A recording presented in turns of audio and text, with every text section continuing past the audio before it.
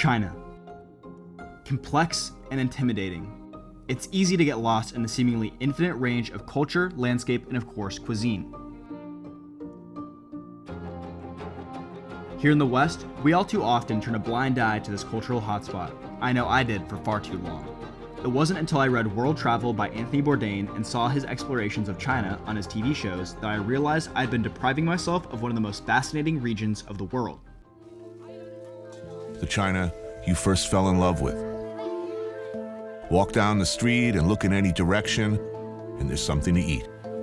I may not know what it is immediately, but chances are, it's good. But amongst this sea of diversity, one region in particular has captured my attention, imagination, and taste buds, much in the same way it captured Bourdain's.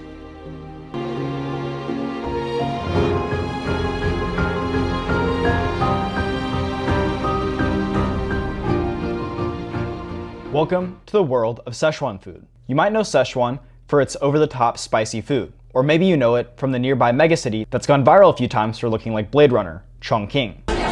If you travel to Chongqing, you have to visit this place. This could be the most popular tourist spot in the entire city. Look at that. But for me, I learned about it through one of those aforementioned Anthony Bourdain episodes, where he took his friend to get tortured by hot pot. Actually, the spiciness makes me already like feeling that I am drunk. I'm like, You high, man? You look high. But there's more to this food than spice. It's the most addictive cuisine I've ever eaten. And while I'm yet to travel to China myself, the next best thing is to try to recreate these dishes at home. So today, we're going over why Sichuan food is so good, how it developed, and stick to the end to see me attempt to recreate a few of these dishes myself. Wow, wow, wow, wow. Holy shit, that's good. I fucked up. But reducing Sichuan food to spicy Chinese food is like reducing Japanese to sushi or Italian to pasta. It's part of the picture, but it misses the mark on what makes it special. The thing that makes Sichuan food so addictive is the way that it layers sensations. As one of the traditional banquet cuisines of China, it has a reputation for complexity. It can be spicy, sweet, salty, savory, smoky, numbing, sometimes all at once. Sichuan food is one of the most sensory cuisines on earth, and to understand why, you have to start with where it comes from.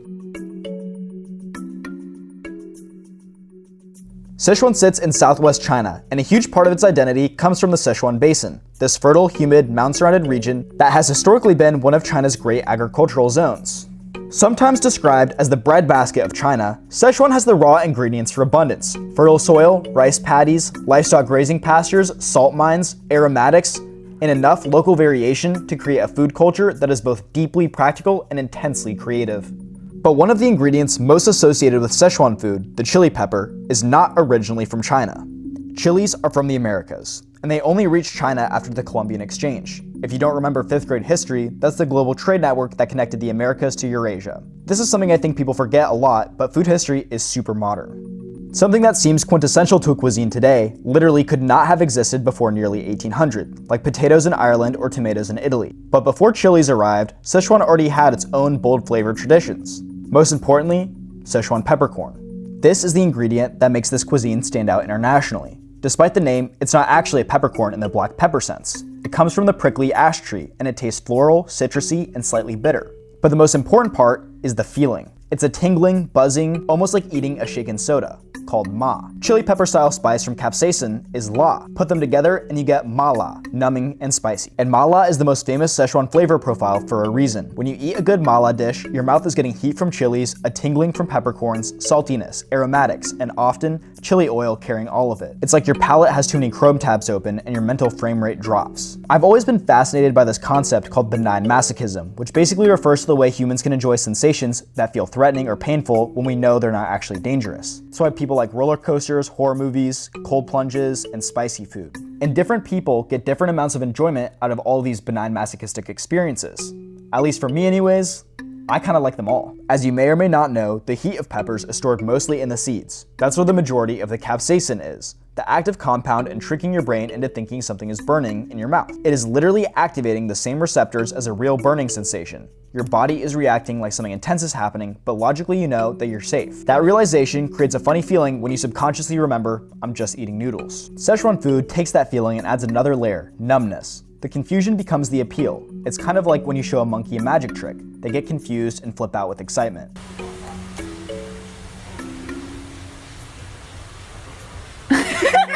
But again, the mistake would be assuming Málà is the whole cuisine. One of the most important ideas in Sichuan cooking is that dishes should have a distinct flavor profile. It's not supposed to be one spicy blur. There's a saying in Sichuan, one dish, one style, 100 dishes, 100 flavors. There's yujiang, or fish fragrant flavor, that is surprisingly hard to say, which usually doesn't involve fish at all. It's more of a sweet, sour, garlicky, pickled chili flavor profile, originally associated with seasonings used for fish. Then there's guawei, or strange flavor, which sounds like an insult, but is actually this balanced mix.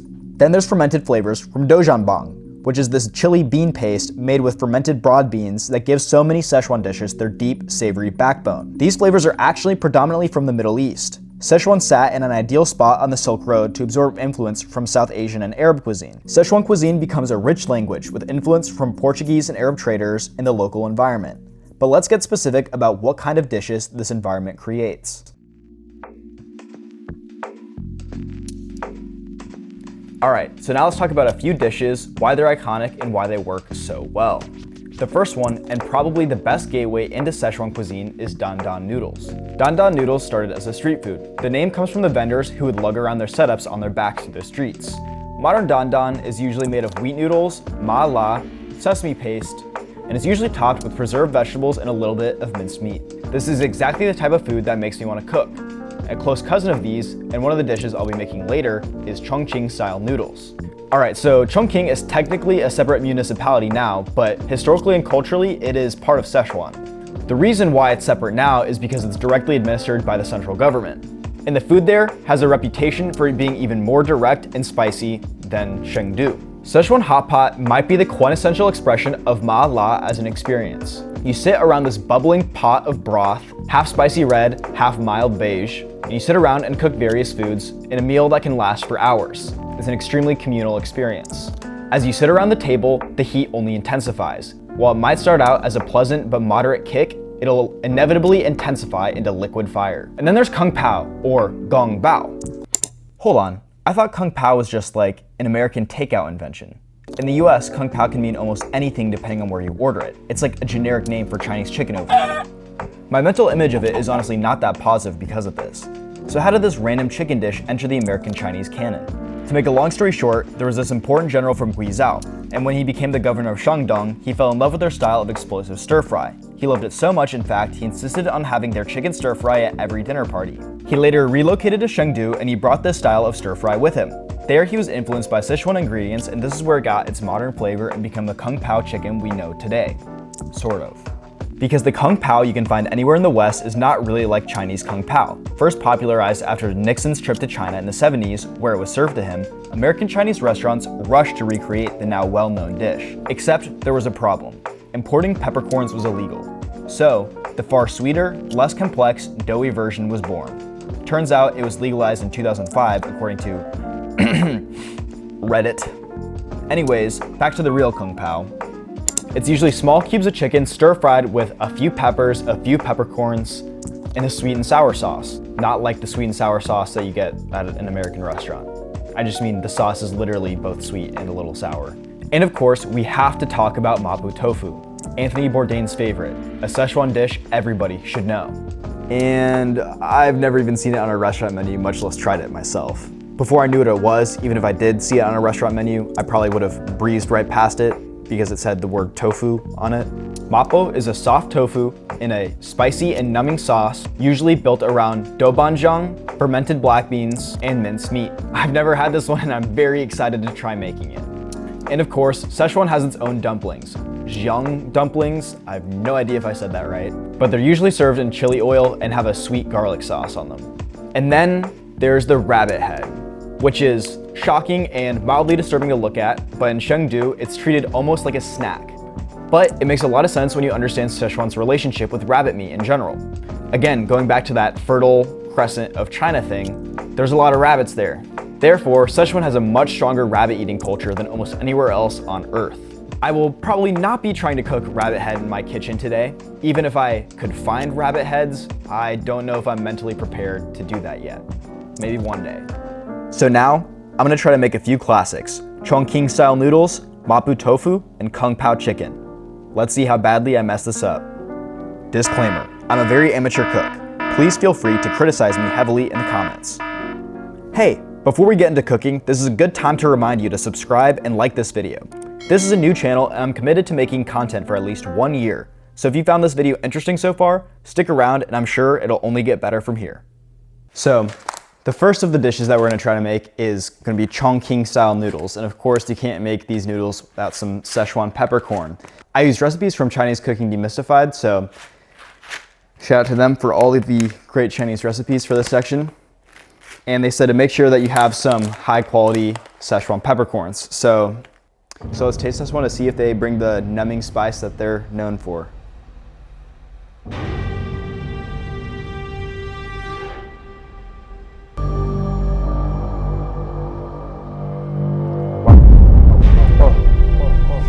Yeah, that does the trick. All right. Yeah, my entire mouth is numb at this point, so I wouldn't necessarily recommend just putting one. Wow, it's still going. It's still good. One more tastes like salty. Yeah, I don't even know how to describe that. It's kind of like if you did the Coke and Mentos thing in your mouth and just kind of let that go.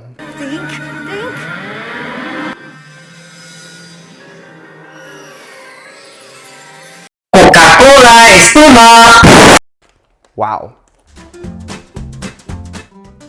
All right, so first things first, we're gonna toast up these peppercorns. We have our, oh, those are really fragrant actually, our toasted peppercorns.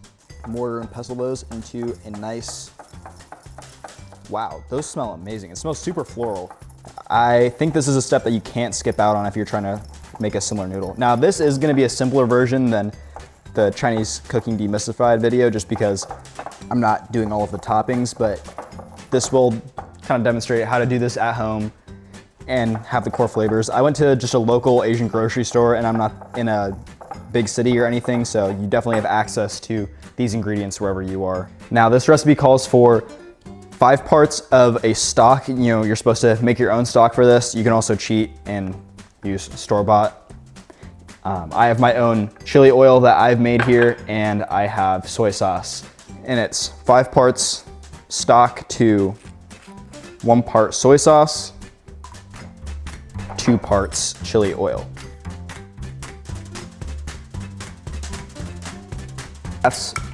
That is our soup base all mixed up, pretty simple. I'm just gonna put my soup base in there. We're gonna use some pork. I'm using pretty lean pork, but for the best results, you should definitely use below 80% lean. Oh, and one more ingredient I'm gonna go ahead and put in the soup base is a little bit of MSG, which I did not before, so. Shout out to Uncle Roger, the MSG ambassador. Better yet, if you take a small cast iron. This is how I make smash burgers also. Nice. Now we do everything else first because the noodles are gonna take like 5 seconds to make.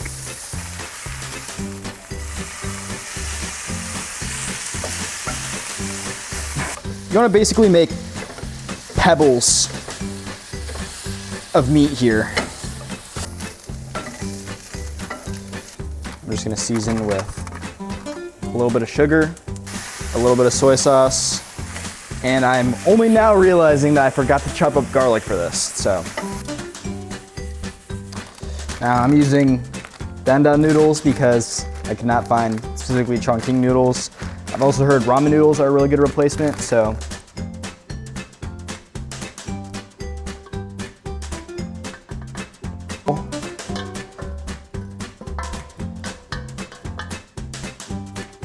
All right, so a few things to notice right away. I definitely got the ratio a little bit wrong of soup to noodles. It should be slightly wet, but this is a lot more soupy than it's supposed to be. Pretty simple to make overall, especially if you make the chili oil beforehand. Let's give it a try. I mean, these just slap so hard. Even my simplified version, the amount of depth and flavor you get from just a few ingredients, I mean, man, that is just addictive. You cannot beat the Málà spice mix. It's insane.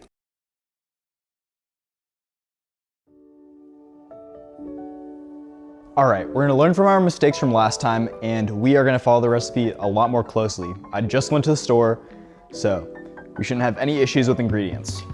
We take 300 grams of skinless, boneless chicken thigh, and we're gonna take the back of our cleaver and just kind of beat this chicken up.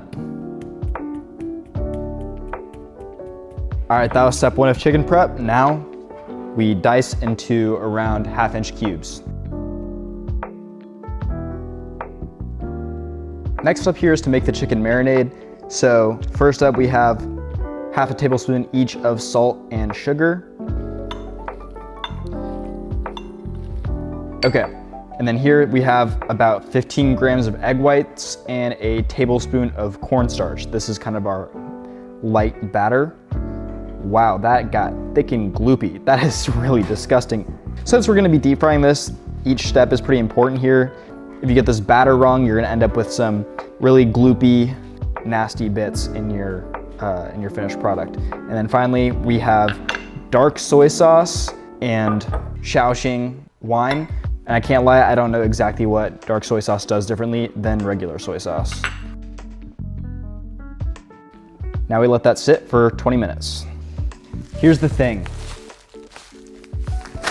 I was supposed to get this specific type of chili, and turns out I can't read Chinese.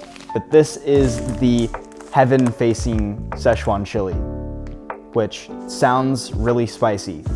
From everything I saw, that's like the spicy one.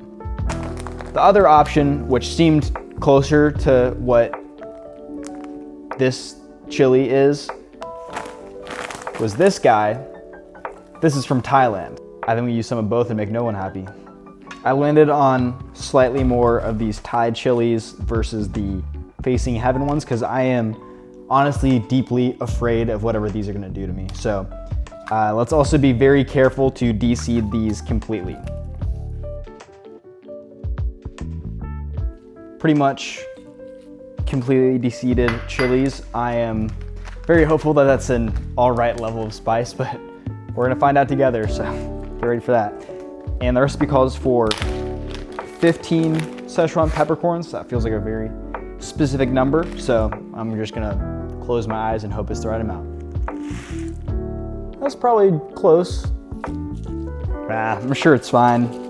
All right, now we have our chopped ginger slices, garlic, leek, and that's the top of the leek. I'm using it for garnish. And here's our little concoction right here. This is the sauce going on top. It has this list of ingredients in it. All right, now it's time for the most exciting step. We are going to deep fry this chicken up. All right, let's do this.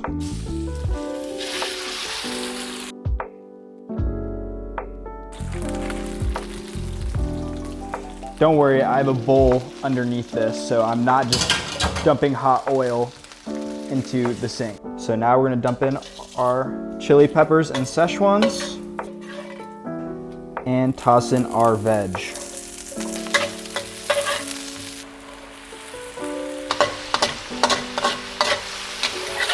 All right, and here is our Kung Pao chicken. I'm excited and I'm a little nervous to eat this.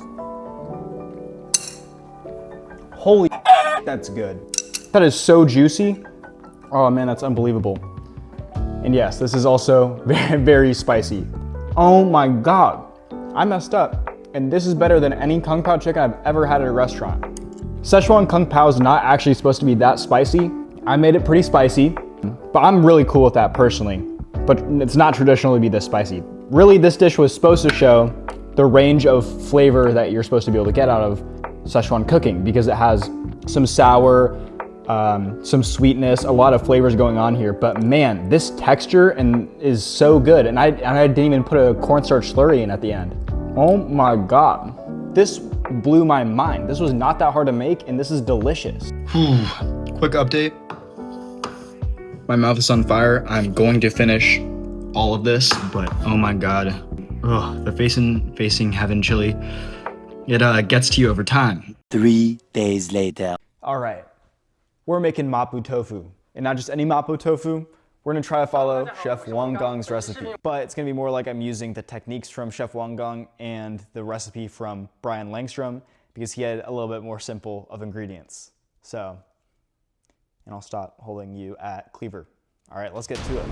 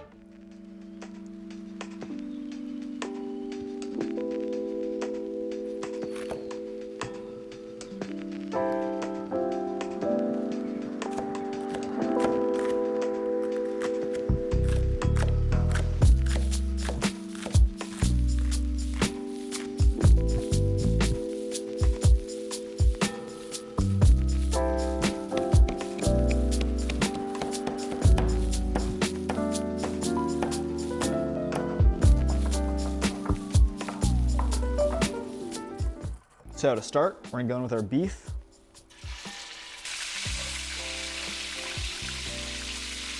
Then we go in with our doubanjiang.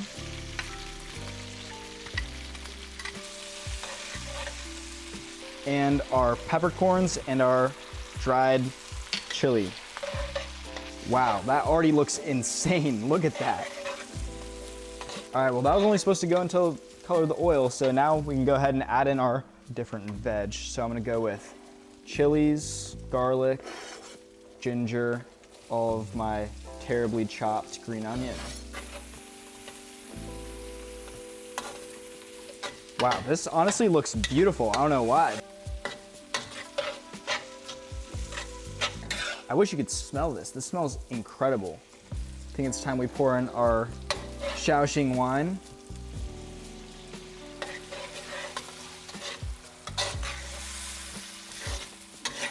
We add in chicken stock, soy sauce, salt, MSG, sugar, sesame oil. All right, now that we're at a boil, let's put in our tofu carefully, because I'm not trying to break this stuff up.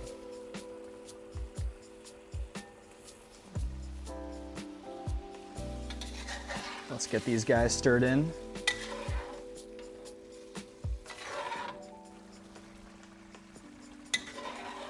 All right, that's been going for 2 minutes, so now we'll get a final scrape off the bottom. And finally, toss in our cornstarch slurry. And hopefully, we get that down to the texture that we're looking for.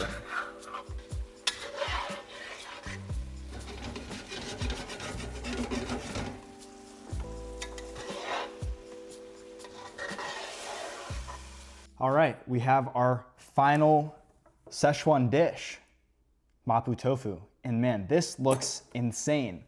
Once again, honestly, not that hard to make. It seemed like it would be pretty daunting, but ultimately, it was pretty straightforward as long as you have the staples in your pantry already. And I gotta say, this looks like we might have saved the best for last. So let's dig in and see what's up with it. I'm honestly not even entirely sure how to eat this, but I think I'm just gonna go for a piece of tofu to start and just see how I did. Also, this is the second time I've ever cooked tofu, and this is the third time I've ever had tofu in my life, so.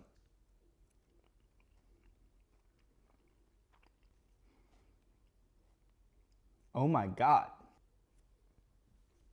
My mind is shattered. That was delicious. I can't believe this. All right, let me try some of the beef too. Oh my God. I mean, I know I've had pretty big reactions to all of these dishes, but oh, this is on a different level. But the texture is so overwhelmingly good. And all of the other flavors are so strong and delicious. I mean, this is honestly one of the best dishes I've ever had from any cuisine ever. If I were to rank the order of what you should make from this video, number 1, make Mapo Tofu. Number 2, make the Kung Pao chicken. Number 3, make the noodles. But they're all so delicious, and there's a million more Sichuan foods that I didn't get to make in this video. I mean, I really considered doing hot pot, but that just seemed like a little too much. This is definitely not ending my obsession with Sichuan food. I'm just so impressed with the range and depth of flavor that you can find in this cuisine. Seriously world class. And I don't know where you guys live. Maybe you have good Sichuan restaurants if you live somewhere like LA or New York, but for me, I don't think I have authentic Sichuan food like this nearby. So this is mind-blowing. Well, one day, I'm gonna go to Sichuan, and this is the first meal I'm having. So, what did we learn? Well, for starters, this cuisine goes way beyond spiciness, even though the initial draw was the Málà dynamic for me. What really stood out in each dish wasn't the heat. It was the mix of textures, flavors, and uniqueness. Whether it was simple staples like Kung Pao or entirely foreign experiences like Mapo Tofu, each dish exemplified this range. Influence from Portuguese traders and Silk Road spices to modern culinary upscaling reveal a dynamic gastronomic culture that's exciting because of how experimental it is. One day, hopefully soon, I'll get to see that for myself in person. Thank you. So, how did I do? Did I screw anything up? Any other regions of the world that deserve a culinary deep dive? Please let me know in the comments. Subscribe if you enjoyed. This was a lot of fun to make.